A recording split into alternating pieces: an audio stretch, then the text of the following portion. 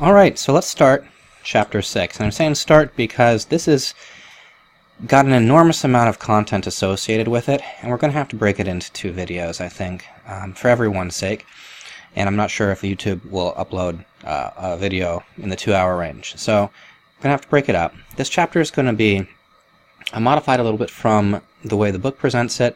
The book takes its examples and separates the examples of the classic proteins out and puts them in a discrete chapter after discussing tertiary structure. And I think what we're going to do is integrate the two a little bit so that as the examples become appropriate to the topic that we're discussing, it'll just integrate a little more seamlessly. And because of that, the 2 chapters from the book will be integrated into a 2-part series here, and some of those other examples from the book will also find homes when the topic is appropriate. So, moving right on here, we're going to call this proteins secondary, tertiary, and quaternary structure. And so let's see what we're going to go through. So, what are the essential questions that we really need to focus on? How do the forces of chemical bonding determine the formation, stability, and functions of protein? So this really distills down to why do proteins fold and behave and function the way they do at the most fundamental level chemically? Which non-covalent interactions stabilize and are responsible for protein structure? What's the role of the amino acid sequence in dictating these non-covalent interactions? What are the common elements of secondary structure and how do they form? And what dictates the formation of a 3-dimensional or tertiary structure of protein? So, I've talked about this previously, and I think it's worth reiterating. Protein structure and function are inextricably linked. So the 3-dimensional structure of a protein and its function biologically are tied through several common principles. First off, function depends on structure. We can take it through all the series of steps of primary sequence to secondary structure, to tertiary structure, to quaternary structure, to function.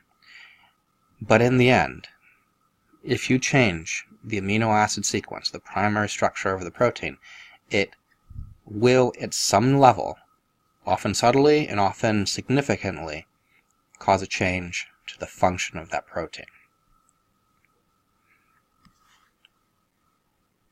Another thing that we need to really start to talk about in this chapter is the marginal stability of proteins.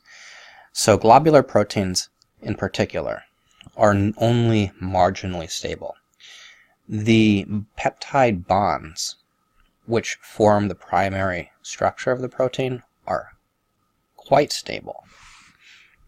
The secondary structures, which form because of profuse hydrogen bonding, are also quite stable.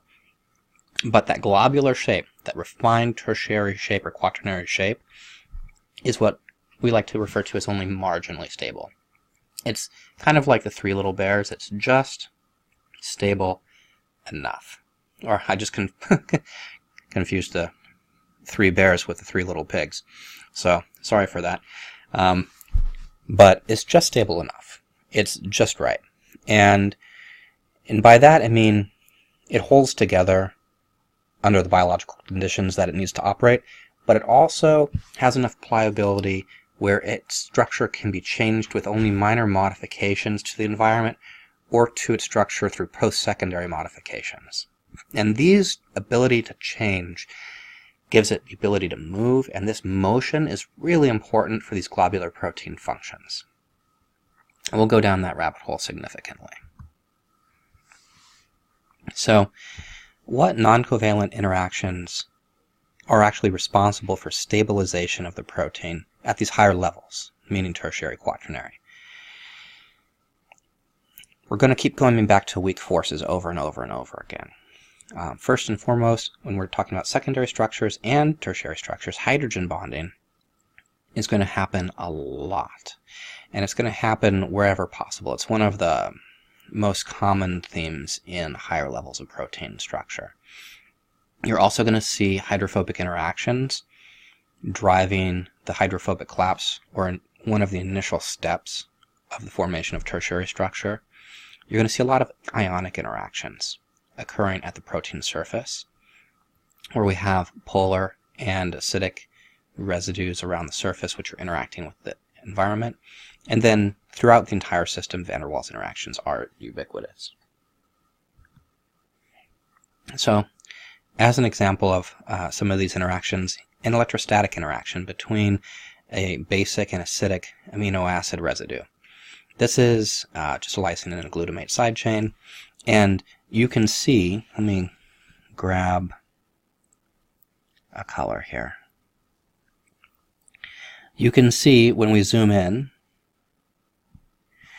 on this protein that it has specific residues have a strong interaction between the acidic and basic residues, and this causes a very refined structure between these two residues being pulled together and giving a very strong impetus for this protein's two sections to be pulled together with these two beta sheets.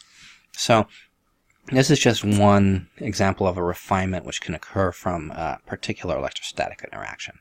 If you do a point mutation where you substitute a non-acidic residue for the glutamate or a non-basic residue for the lysine, you're going to cause significant changes where you're probably going to see some kind of separation here. You're going to get a broadening between these residues, and that's going to cause significant changes to the function of the IRAC4 protein. So, what does the role of amino acid sequence play in protein structure? Well, fundamentally, all the information that is needed biologically to determine how a protein folds is contained in the primary or native structure of the peptide. Now, a lot of things happen between the primary and the final structure like we talked about, but in the end, when you change the amino acid structure, you're going to be changing the outcome at the end of the folding process.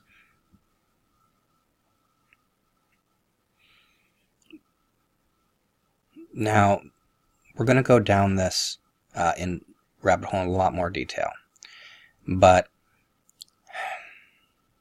when a protein starts to fold, there's a sequence of events which is important for determining structures rapidly and effectively with relatively little opportunity for interpretation biologically. You're going to get a quick formation of secondary structure. You're going to see a collapse of the protein into a crude tertiary structure, which will then have the ability to be refined through thermodynamic sampling.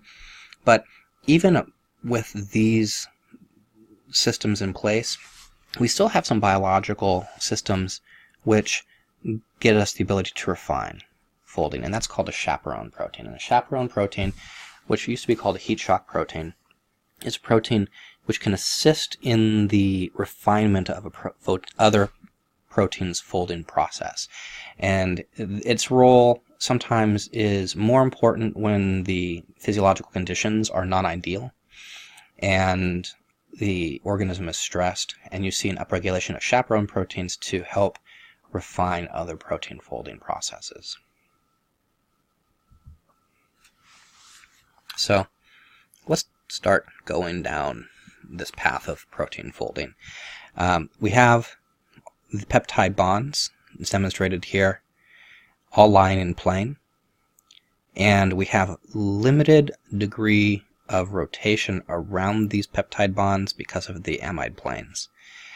This resonance from the amide plane is highly stabilized at 88 kilojoules per mole, and twisting about this carbon to nitrogen bond requires a substantial amount of energy be invested to do it. So there's really, I mean, we can rotate around these bonds, but not all of these rotations are sterically allowed, and not all these rotations are thermodynamically favorable. So really, even though you would think you have a lot of different possibilities in terms of the way that this chain could fold, in terms of thermodynamic favorability, that's not really the case in terms of what's preferred. There's not that many preferred conformations. And this is a more detailed look at defining what kind of conformations are preferred. So you have this joint between the nitrogen and the carbon in your amide bond, and the rotation around these two planes relationship to each other are called the phi and psi angle. So you've got your phi angle here, and you've got your psi angle here.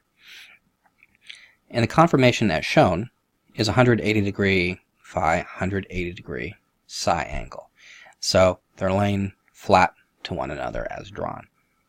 Now if you knew every single phi and psi angle along a peptide chain, you could actually have a draw from that angle the orientation three-dimensionally of every single residue in the protein, which is not something you will ever be asked to do in this class, and hopefully no other class, because that would be a heck of an exercise.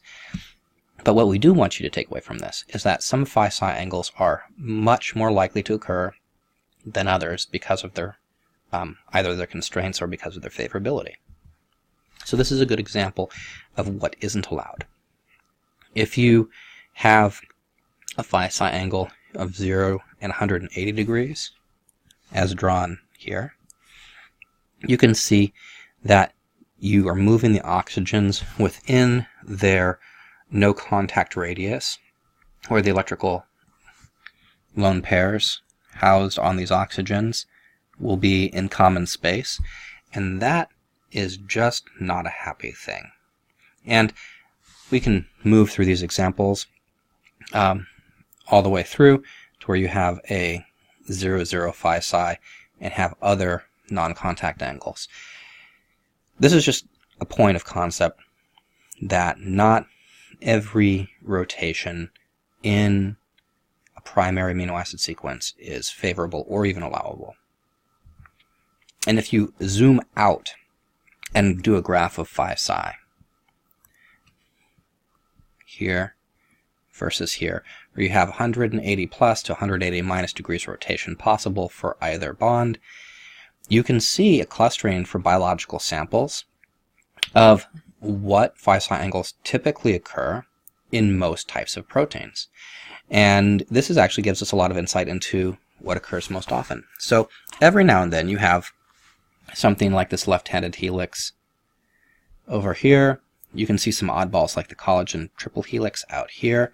But for the most part, what you see is clustering, where you have a right-handed alpha helix. Let me jump in. Have a nice little sample in there, and you see your antiparallel and parallel beta sheets here. So in reality, despite having a huge variety of theoretically possible rotations, it comes down to these much smaller subsets of possible angles. And that is really important for determining that question: how does a protein rapidly fold from a long chain into something that is highly refined three-dimensionally, despite being very large and having many, many degrees of freedoms of rotation available to it? And it really comes down to, we just don't have that many truly equal opportunities for freedoms of rotation. So we just talked about helices and beta sheets, and we should probably talk about those in more detail before we spend too much time referring to their specific Ramachandran plots. So let's go back and talk about these more. We've got alpha helices primarily that we're going to be dealing with. There's some other helical structures as well, but we're mostly going to be dealing with the alpha helix. We also have the beta sheet, and that's composed of the beta strands hydrogen bonding to one another in planar systems, and they can run parallel or antiparallel. We also have some tight turns, and tight turns are just amino acid sequences which facilitate connections between helical structures or beta sheets. So let's talk about the role of hydrogen bonding in the formation of helical structures and beta structures. This is just an example of a hydrogen bond forming between two backbones in a peptide chain between a carboxyl group and our amino group. And let's jump in here. This is a very, very, very common method of hydrogen bonding between the backbone of an chain of amino acids. In this particular case, it's refinement. This hydrogen bond is occurring as part of refinement in a larger structure. If you get rid of this hydrogen bond, you'll have a tendency to spread this, and the structure will be altered, and you're probably going to get a reduction in function. So this is a refinement, not necessarily something where a hydrogen bond is contributing to secondary structure. So let's take a look at that. The reason I was looking at that last slide is because we were looking at how the oxygen and the hydrogen on the backbone participate in hydrogen bonding. It's the same backbone to backbone interaction which leads to the hydrogen bonding in the alpha helix. And yes, it's good to point out that Pauling and Corey led to the discovery, quote-unquote, of the alpha helix, but I'm much more concerned less in the history and more of the actual details of the helix itself. So what stabilizes the helix is a hydrogen bond between the amino and carbonyl every 4 residues. So every 4th residue is participating in sequential hydrogen bonding, and you can see that here, and then here, and then here, and then here, or you can look at it from this perspective.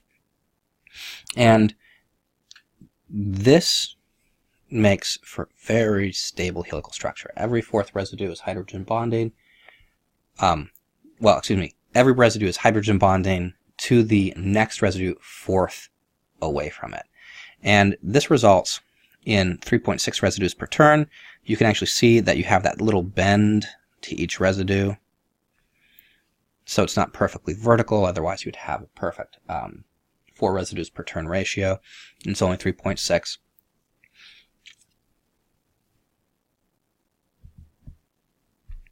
And what this results in is a couple things. One, very, very strong stable structure, because that's a lot of hydrogen bonding that's taking place. But it also gives you a very substantial net dipole, because all the hydrogen bonds are aligned. So if we're drawing individual dipoles, like this, where we have our partial positive charge on the back, and we have our partial positive negative charge on the front, and they're all drawn as individual arrows here, you can see if we were to sum them as vectors, we would have a very substantial large arrow drawn as a dipole pointing in one direction. So biologically, this presents a couple factors that have to be dealt with, and it's one of the rationales why we see opposing directions of helices in systems. It's not uncommon to see a helical structure which runs in this direction to have a short turn followed by a helix running in the opposite direction, and this provides a cancellation of the 2 large dipoles. Now, it's also not uncommon to terminate with charged amino acids, where at the end you'll have a charged amino acid which helps terminate that dipole. So there's a couple different ways that biological systems deal with these large dipoles, but the value of having the strength from all these hydrogen bonds linked sequentially overrules any of the issues that pop up from having this large dipole. One other thing that does happen is because amino acids are hydrogen bonding, jump in here, every single residue with the residue 4 away from it, that means that on the ends there's a group of amino acids that don't have anything upstream or downstream to hydrogen bond with in terms of the helical structure. But the formation of hydrogen bonds with other nearby donors and acceptors is prevalent, and this is referred to capping. So it's not uncommon for those lingering residues on the ends to participate in hydrogen bonding with things outside of the helical structure.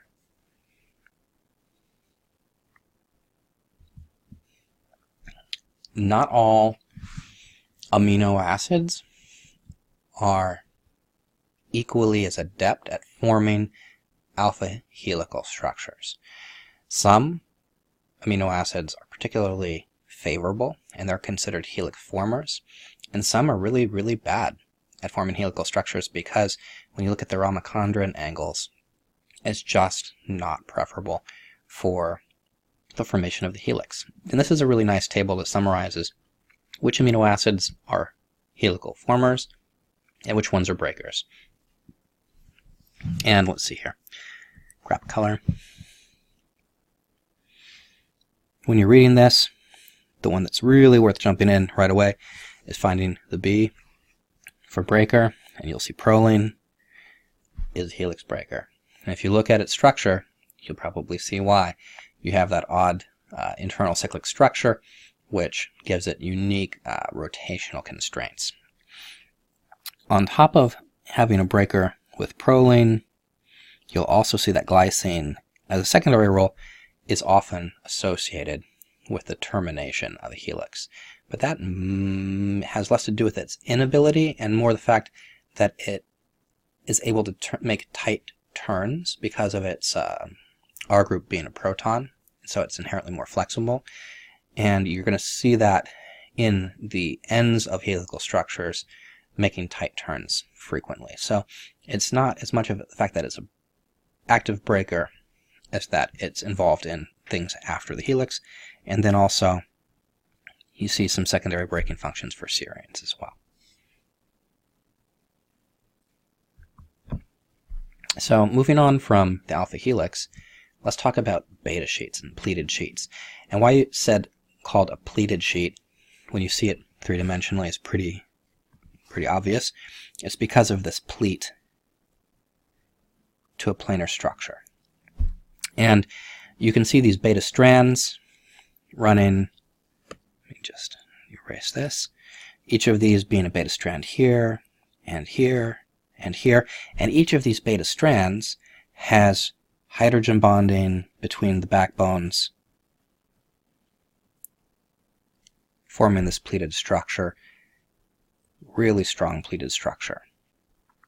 Now, the strands can run parallel or antiparallel, meaning that if there's a directionality to the flow of the amino acids, parallel means that they're running together. Antiparallel, which is a little more common, doubles back and runs against it. Both are relatively common. Now, one of the other functions of the beta pleated sheet is that it has a right-handed twist to the sheet. And you can actually see that twist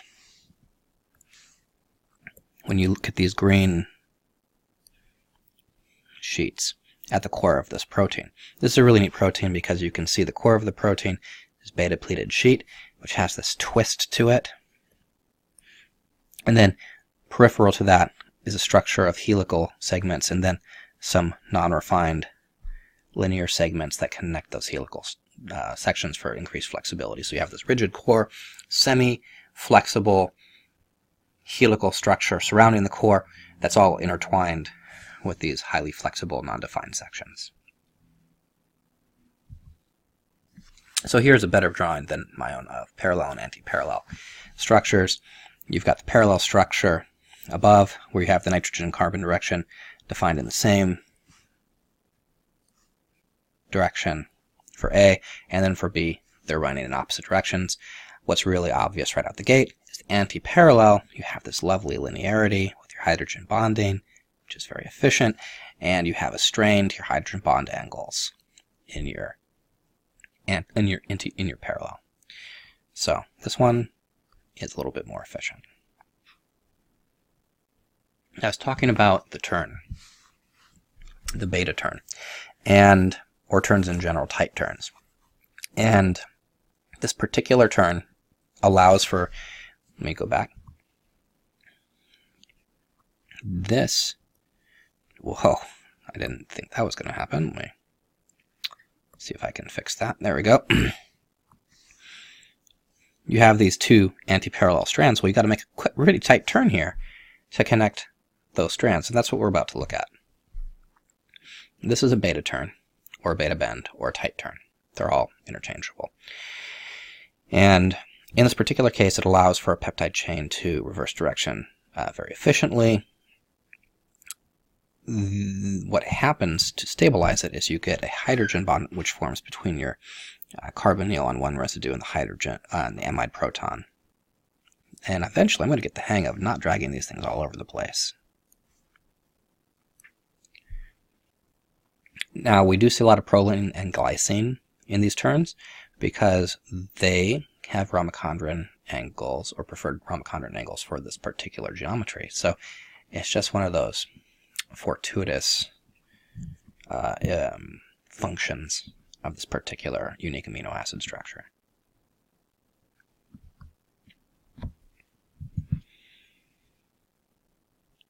These are just a couple more examples of the kind of right-handed twist that we see in beta sheets. And the first is just looking at the bovine carboxypeptidase A, which has this saddle shape to it. And this is the example that we saw before, but we also have this triose-phosphate isomerase, which has an 8-stranded beta barrel. So this is a saddle shape motif to the beta sheets. You can see why, because it has that three-dimensional curvature that you could potentially, if you use your imagination, it's kind of like looking at clouds, find a saddle in it. And then we also have this barrel shape. This isn't the best beta barrel, but it's not bad. And you'll notice, once again, that I have this nice rigid core, which is surrounded by a bunch of helical structures that have a couple non-refined sections as well. So let's get down to the discussion about how do three-dimensional structures form. Well, secondary structures form wherever possible and rapidly. And this is driven by hydrogen bonding. And that is, to give everyone a clue, this isn't a guarantee, but it's a very common multiple choice question. What drives secondary structures? Hydrogen bonding. Close proximal hydrogen bonding drives the formation of secondary structures. After you get these secondary structures, helices and beta structures, they tend to collapse and pack together very tightly. And we'll talk about the proximity of that packing and some of the roles of that in a little bit. But that initial collapse is very important. The segments that connect those secondary structures are typically short and relatively direct, but provide enough flexibility for refinements in their location. Occasionally, we have larger non-refined sections which provide higher mobility, but there's always a biological function in that non-refined structure.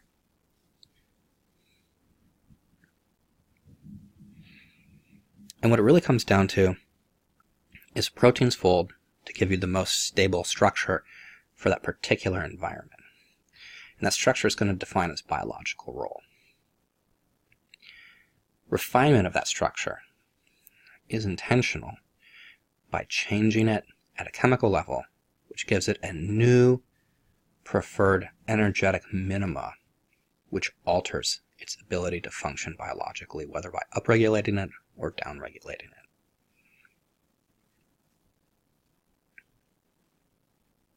The stability of these tertiary structures is largely driven by hydrogen bonding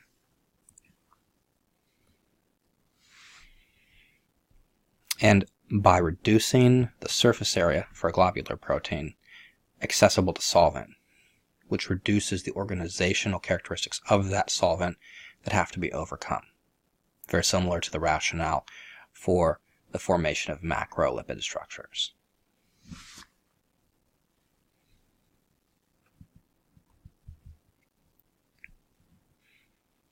So there's two factors that really lie at the heart of this. Proteins are a combination of hydrophilic and hydrophobic amino acid residues. The hydrophobic residues tend to cluster towards the interior of the protein, and the hydrophilic residues tend towards the outside of the protein. So even though you're going to have a lot of local secondary structure formation because of hydrogen bonding, how these secondary structures are arranged three-dimensionally is going to be driven rapidly by the types of amino acids present, so that those amino acids that are hydrophobic are going to try to rotate away from the solvent, and those that are hydrophilic will try to rotate towards the solvent. Now, let's get into a couple different subtypes of proteins. We're going to spend some time with a couple of subtypes that have examples within each, and each of these examples are worth knowing because there's typically questions in classic multiple choice exams that involve these examples. Fibrous proteins are mechanically strong proteins that are typically insoluble in water because it wouldn't do much good if our structural elements dissolved. They have, like I said, structural component to them. Often they are contractile.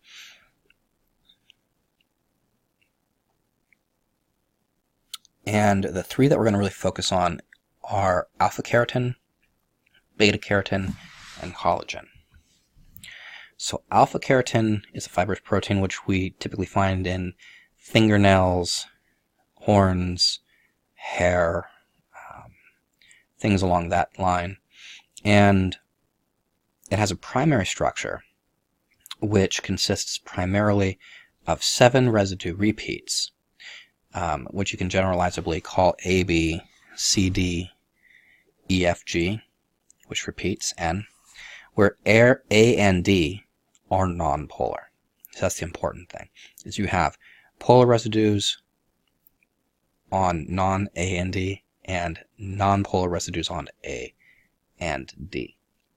And this rotation of these residues that are nonpolar on A and D gives you this helical tendency to wind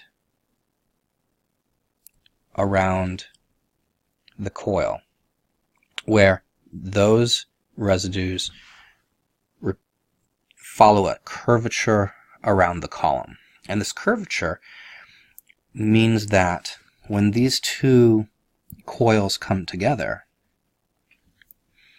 those nonpolar residues tend to associate with one another to hide, and you get this supercoiling effect, where the coils twist together like two strands that have been twisted. And this is another good example of it here. Now, the thing that happens subsequent to that is you can get these little protofilaments coiling together and coiling together into larger and larger and larger strong filaments. So this is where the physical strength from alpha-keratin is derived. And it's not the only place where you see a coiled coil motif. There's a bunch of other examples where you get a coiled coil. This is a beautiful example here, where this is two beautiful examples. Another beautiful example of coiled structures with two helices which are winding together because of a repeating tendency in its nonpolar residues. This one's particularly great because these structures are hanging out in solvent, surrounded by solvent. So you have all the polar residues on the outside, and you have the nonpolar residues hiding from the solvent and binding it together. And you have a lot of flexibility here where this can move side to side.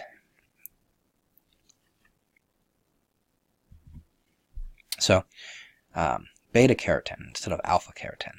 Notice right away, what's the difference between alpha carotene and beta carotene? Well, alpha carotene is a helix. It's an alpha helix based, so it's alpha. It's not because it's A, it's because of the helical structure. And beta carotene is beta carotene because it is beta sheet. So no one should ever miss that question. And this is found predominantly in silk fibers and feathers. And it's very, very different, obviously, even though it's a structural protein, completely different mechanism by which it gains its structural rigidity. You have an alternating sequence of glycine and alanine or serine. And in this particular picture, there's no serine. It's all glycines and alanines, just for the sake of the drawing. But you almost always see a combination of alanine and serine. And because you have an alternation of the alanine and serine, and because alternating residues alternatively point down and up and down and up and down and up, that puts all of the alanine and serine residues on one side and all the glycine residues on the other side, which allows for a strong association of all of the alanine residues to other alanine or serines, and then a tight packing of the glycines associating with the glycines.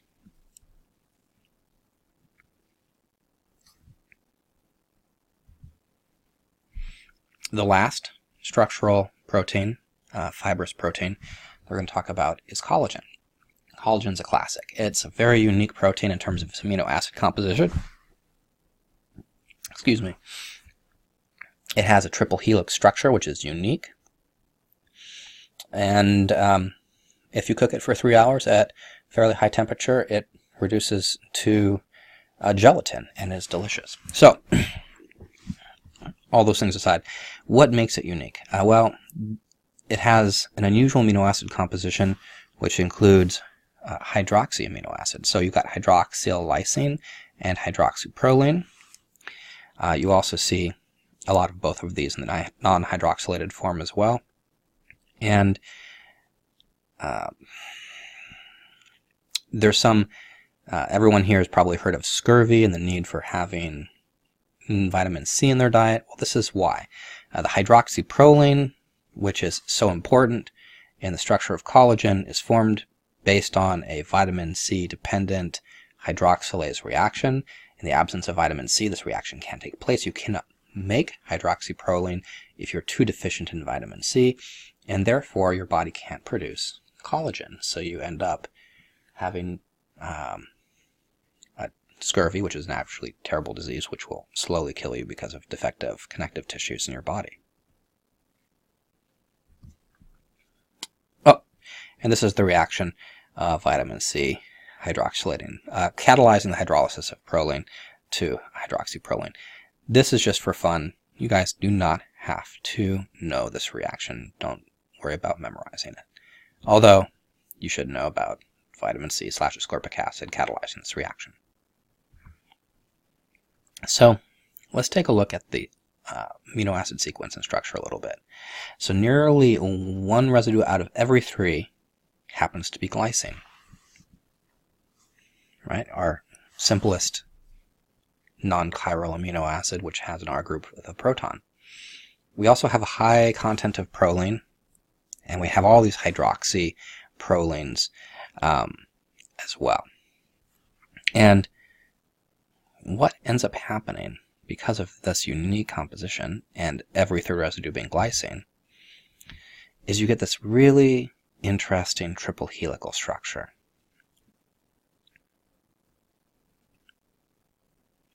So, unlike other helical structures, alpha helical structures, this particular one has 3.3 residues per turn. It's much more elongated with a significant greater rise vertically than an alpha helix. And because every 3rd residue is a glycine, the glycines all face in. Let me see if I can get a good color here. Here, in the core. The glycines all face in, which allows these 3 strands to pack in very close together because they don't have steric hindrances associated with the classic R group. And because every third is a glycine, but you get 3.3 residues per turn, that helps dictate the rate of the turn a little bit as well. And why the proline and hydroxyproline? Well, that just happens to particularly suit the fine psi angles associated with this helical structure. So it's a very, very unique protein, but it's a very common protein in nature and in us, and it's one of the classic examples people should become comfortable with. So moving on from fibrous proteins, let's talk about globular proteins, which are much, much more diverse in terms of their structure and function.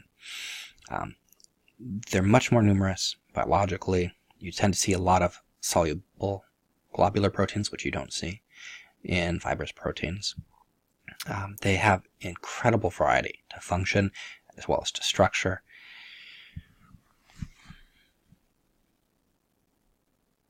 And this diversity in function comes back to that diversity in all of the different ways the protein can fold. The large number of folded structures it can adopt really drives its diversity of function. But it still all comes down to predominantly your 20 essential amino acids. And this is just a couple pictures. I mean, you don't need to know these exactly, but it's just a nice way to look at a globular protein, where once again we have this core of some beta sheets being wrapped by a couple of helical structures, and then some non-defined linking components here in green. And when you do the space-filling model in the same colors, you can see how the core is shut off from view or from its environment, except for a little bit of accessible zone here in yellow, and it's just a really elegant system. So I keep talking about the core being composed of beta sheets and alpha helices. So the question kind of becomes why? And after this last exam, everyone probably realizes I'm a big fan of questions that deal with why things are the way they are. Anyone can just memorize stuff, but I want people to know why. So why does the protein core consist primarily of alpha helices and beta sheets? Well, here are a couple principles. Most of the polar residues face outward, and most of the hydrophobic residues face inward. And this is just to reduce the degree of organization the solvent would have to undergo to interact with hydrophobic residues. Now, to reduce the surface area to volume ratio as much as is functionally possible, all of these components, secondary structures, pack fairly tightly into one another, but they don't pack too tightly. So if we look at the volume which is occupied versus the free space available inside a folded protein, it's actually between 0.72 and 0.77. And this means that the protein, once folded, has a lot of available empty space. And this actually happens to coincide approximately with the amount of empty space if you put a bunch of marbles in a jar. Very similar here. So what we're really looking at is it's tightly packed, but it's not so tightly packed that it's not a little flexible. These pieces can move about next to each other. They have a little bit of mobility. There's a little bit of flexibility associated with it. And this is a really nice picture with an electron density image, which shows how densely packed some of these pieces are, yet how much space we actually have in them. This happens to be hemoglobin, or no, this is myoglobin. And we can get a sense for how much space we actually have available for components to move about.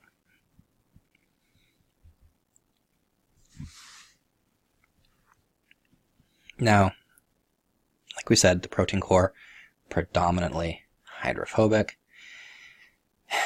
And this probably has cued a question in some people's minds while listening to this, because when we're talking about the dipole associated with secondary structures and some of the techniques that we have for canceling these biologically, a few people probably thought, yeah, but there's a lot of polar components to an amino acid. I mean, your amino group is polar, and your carbon to oxygen double bond is inherently polar. So the backbone has all these polar pieces to it. So how do you call it a hydrophobic core when it's more to this than just the R group? And that's a really good question. And the way that we overcome that is through some of that hydrogen bonding.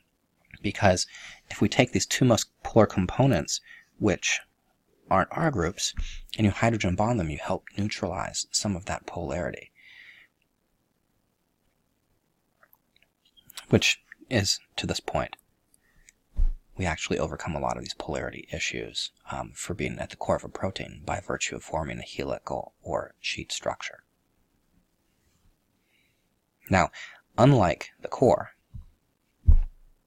the protein surface is extraordinarily diverse. So,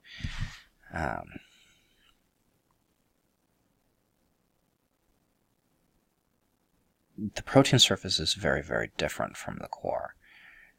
A lot of the surface has random loops and tight turns and all of these polar residues on the surface. And how these structures orient relative to one another really subtly defines its ability to do unique chemistries on the surface of a protein, with just minor modifications to, say, the structure. The binding pocket could change just a little bit, and all of a sudden all of these factors that need to be together in perfect proximity to one another aren't any longer, and the function, desirable function, is gone. So much magic happens on the surface of a protein, and it's all supported by this lattice, this core. But the core seems boring, but it supports these really diverse elements on the surface. But if you think about it, when you see these pictures of proteins over and over and over, you start to see a lot of similarities. And you start to see, oh wow, I can see how so much of our genetic code can hold these cores of these proteins in specific ways. And that way of holding, if you just change a little bit of the chemistry on the surface, could completely change the function of that protein. So that small changes in our amino acid sequence can have profound changes in the biological function and in the way it functions biologically necessarily, where, going back to the venom analogy, something that's digestive originally could become predatory, for instance.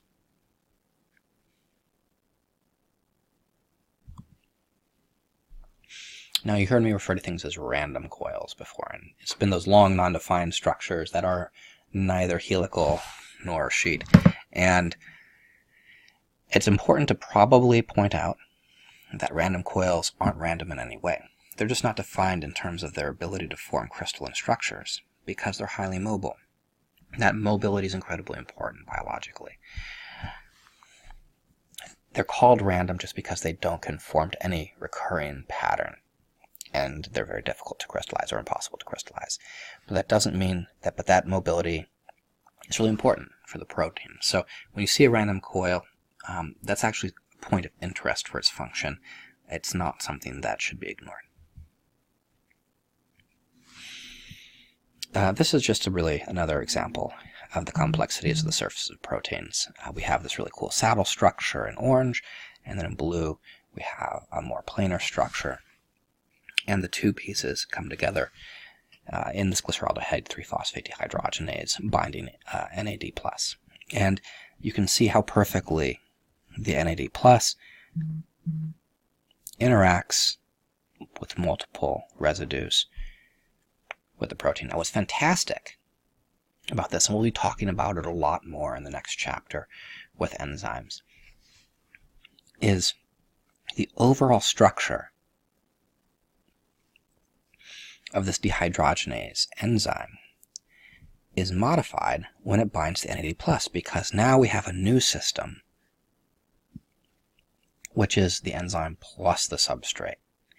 So the binding of this little biological small organic compound refines the structure of the enzyme. So we have an enzyme which is good for attracting, and then once it binds, it changes the structure of the enzyme entirely, and this can drive its function. So we'll go down that discussion in the next chapter a lot more, but it's worth starting to put in everyone's head a little bit. So the water or the solvent at the surface of the protein has a lot to do with the stabilization of the protein. And this is just a neat little graphic which is demonstrating how water can interact and hydrogen bond all over the surface of these polar residues. And this is a little bit of an organization through hydrogen bonding, but it's not remotely as much of an organizational event as would occur if you had clathrate type structures forming around hydrophobic residues, had the hydrophobic residues not gone to the center of the protein. Now, we talk about secondary structures collapsing to the core, but not every secondary structure can be at the center of the protein, hiding entirely from the solvent.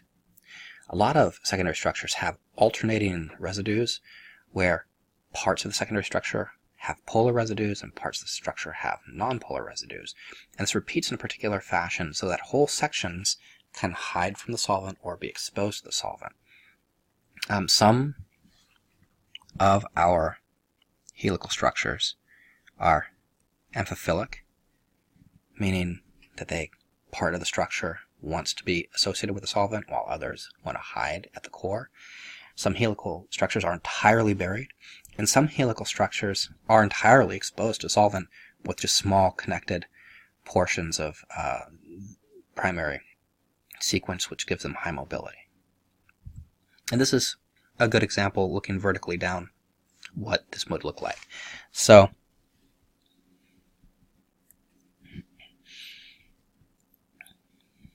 over here, you can see we have one polarity predominantly, and even though we have a little bit of it over here, we have another here.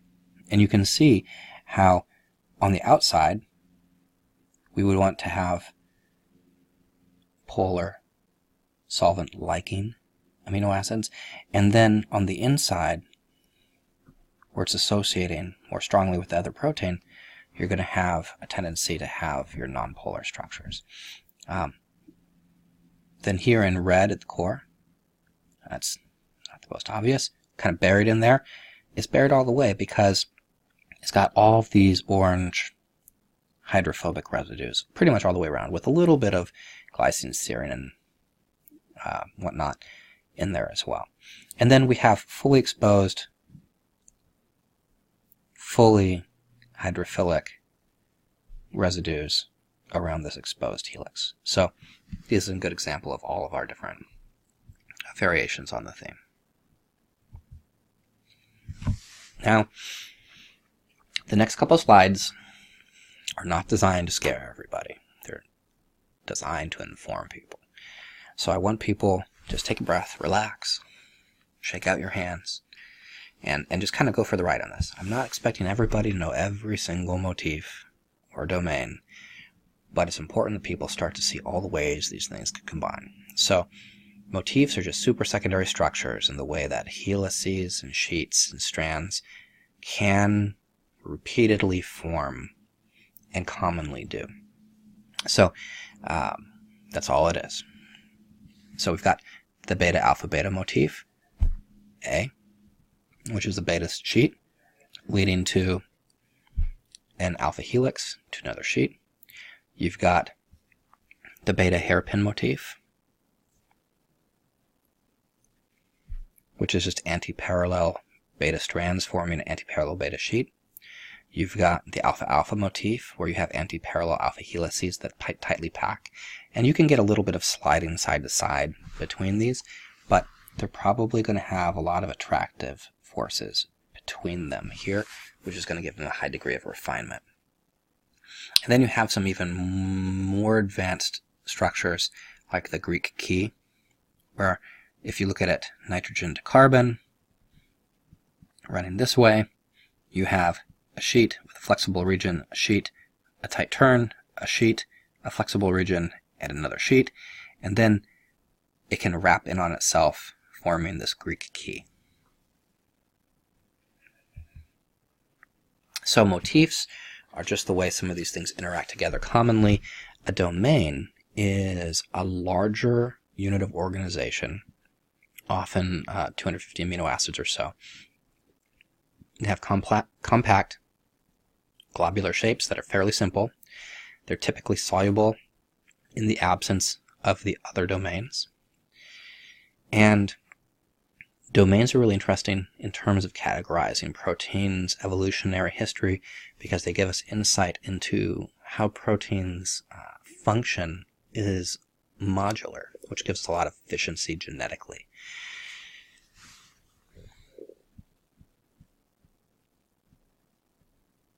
So some domains,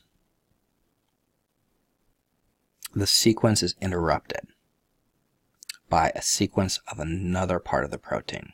So it doesn't mean, so a domain doesn't necessarily happen through one continuous primary amino acid sequence. Sometimes there's an interruption where something else is inserted.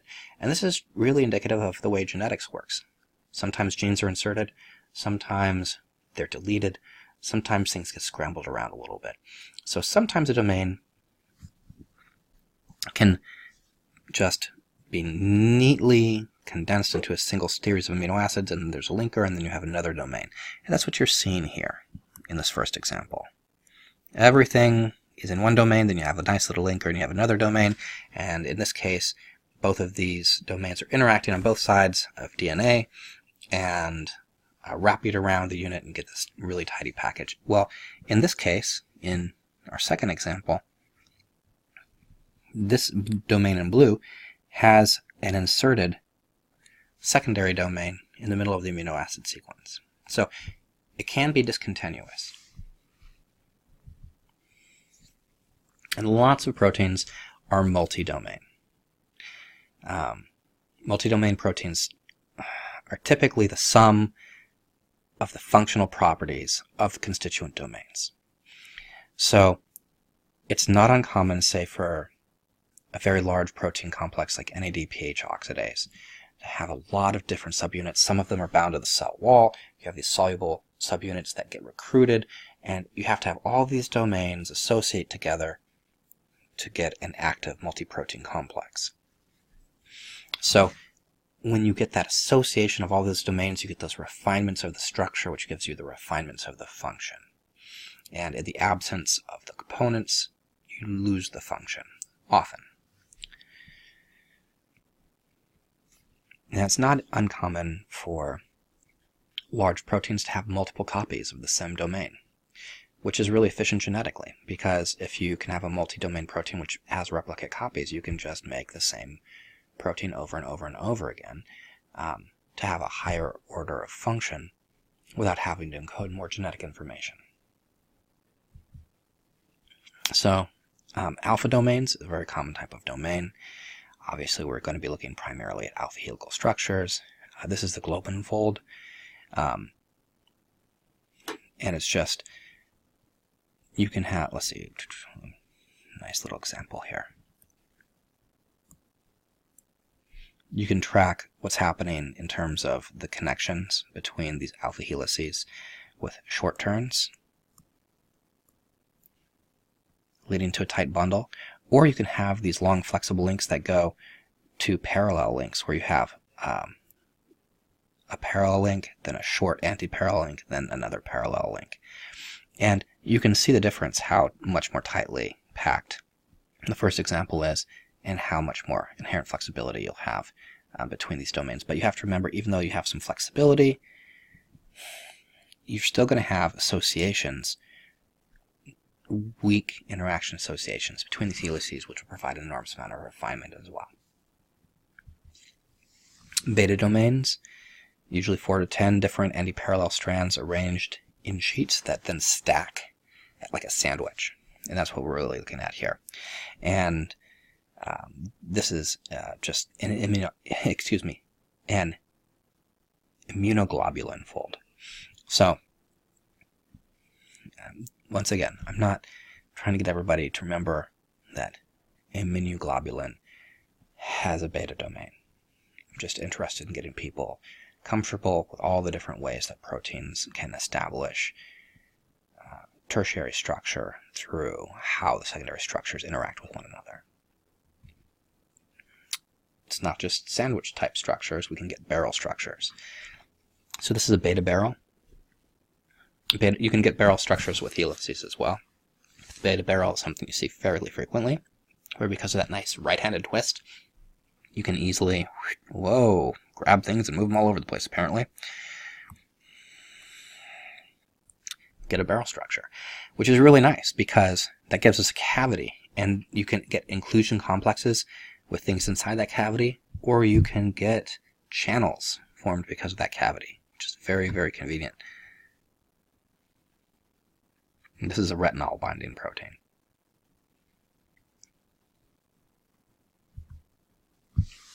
You can get more complex structures as well. You can get a couple Greek keys fitting together to form a pseudo-barrel structure. You can get, this is one of the fun ones, the jelly roll, right? Where you can get this long structure here, which then folds in on itself like this to give you a different barrel structure. There's a lot of diversity to how these can come together. And then, of course, we can have alpha-beta barrels, where the core isn't entirely composed of beta structures, but is wrapped with helical structures that also have a nice alternating tilt to them.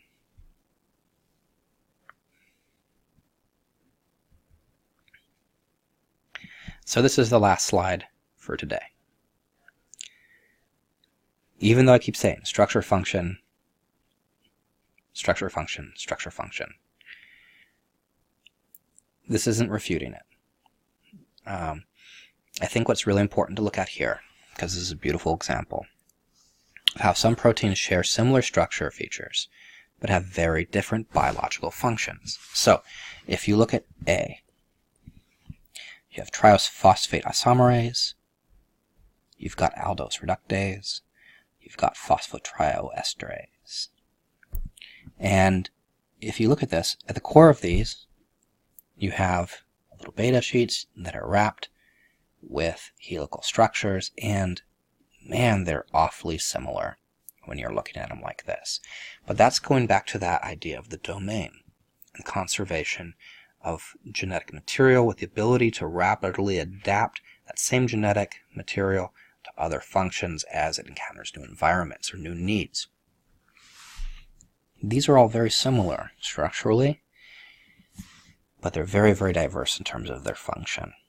Now, that doesn't mean that the structure doesn't equal the function. If you go and you alter that primary structure, you will, at very high odds, be significantly altering the way each of these function in their unique biological role. Now, conversely, with B, you can have very, very similar function with completely divergent structures. So here we have aspartate aminotransferase, and we have D-amino acid aminotransferase. They're both aminotransferase proteins, but they have very, very different ways of approaching that in terms of their structure function. They still have the same or very similar function, but they're coming about it from different genetic approaches. So that's a caveat to the argument. It's not a refutement of the argument. Structure still equals function. So this is going to be where I'm going to sign off on this part of the lecture. We're going to pick it up with another lecture. Going to be a little shorter than this one, but I thought it was valuable to break this into two, just so everyone can get a breather, as well as me. So I'll pick this up with the second part of Chapter 6, probably in the next few days.